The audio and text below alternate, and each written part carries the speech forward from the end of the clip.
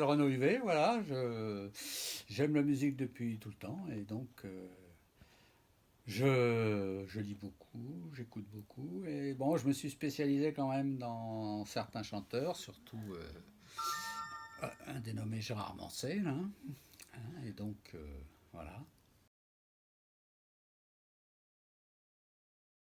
Oui, j'ai reçu un courrier de lui au moment de la mort d'Orient, je lui ai écrit et étrangement, j'ai reçu un courrier de Gérard Manset, quelque chose d'unique apparemment, étant donné que dans tous ses livres, dans toutes ses interviews, il explique qu'il n'a jamais répondu aux fans enfin aux fans, oui, on peut dire fans, aux admirateurs, peu importe.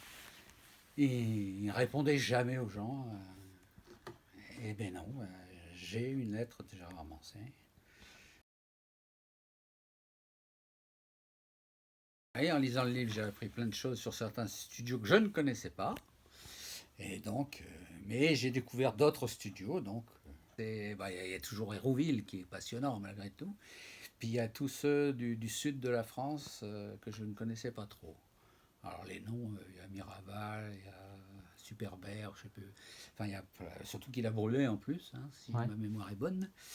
Et donc j'ai appris plein de choses. Alors on achète des disques, hein, forcément, des 45 tours, Mm. hein, des cassettes. Et des cassettes, j'en ai quelques-unes. Là, il m'en reste. J'en ai donné beaucoup à mon médecin d'ailleurs. Il y a même Chouchou. Vous avez vu la vedette des SLC, Chouchou, ce qu'il en reste. C'est un original.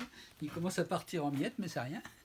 Alors on achète des 33 tours, des 45, des cassettes, oui, voilà. Et ben, on achète ça dans les supermarchés ou dans les disquaires qui sont très nombreux. Très nombreux. J'ai encore la carte de mon disquaire à Lens, avec mes derniers achats. Et on lit, on lit, on lit. Salut les copains. Après, ça s'arrête. Salut les copains. On lit Best, Rock and Folk. Et puis toute une série de journaux qui ont disparu, qui n'ont pas vécu très longtemps. Pop 2000, Super Hebdo, etc., etc. Ulysse, Le Funambule. Aucune indication, sauf bien sûr la personne qui a écrit. Mike Ifergang. Je ne connais pas. 75, bon.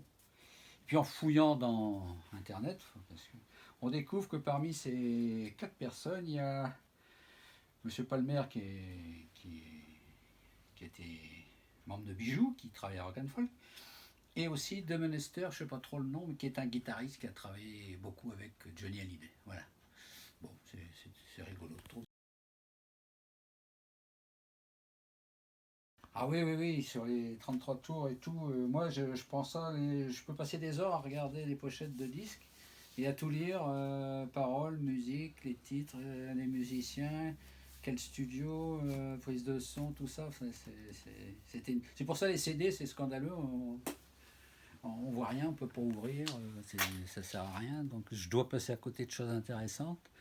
Alors que moi j'ai beaucoup choisi des disques, des 33 tours quand j'étais jeune, uniquement en lisant.